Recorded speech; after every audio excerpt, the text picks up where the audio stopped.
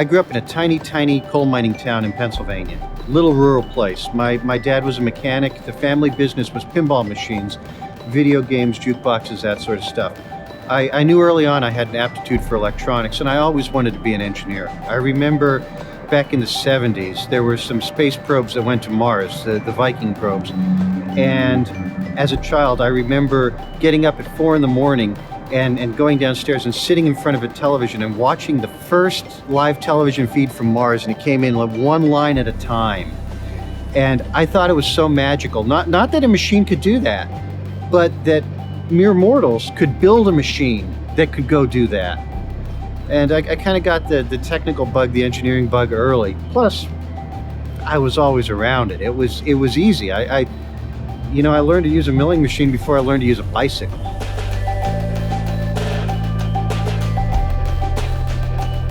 I always loved photography. And in the back of my mind, I always thought it would be cool to do something really neat in photography, something really technical. I always wanted to do visual effects, cliche though it may be. Wanted to go to Hollywood. I knew that my best chance was to leverage some of my technical background. There was this technology used in visual effects called motion control.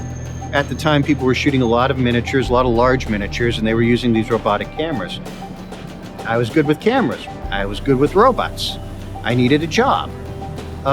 So the resumes went out to all these effects houses, and sooner or later one bit, and the rest is history.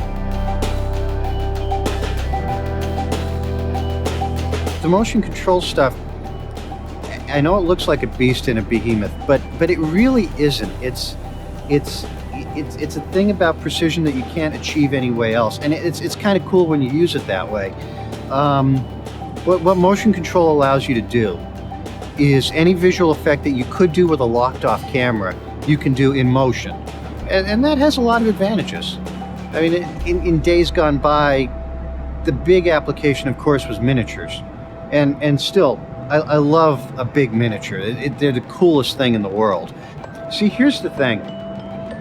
I like to play with toys. I'm a kid that never grew up. I just came off a year and a half on Coraline. It's an animated children's film, stop-motion animation with the guys who did Nightmare Before Christmas. And I think it is just the coolest project.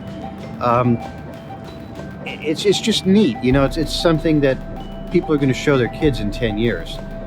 And I have a lot of moments at times like that when you're just surrounded by all the Hollywood stuff, and in the middle of a $60 million movie on Tim Burton's green screen stage, when you go, they actually pay me to do this.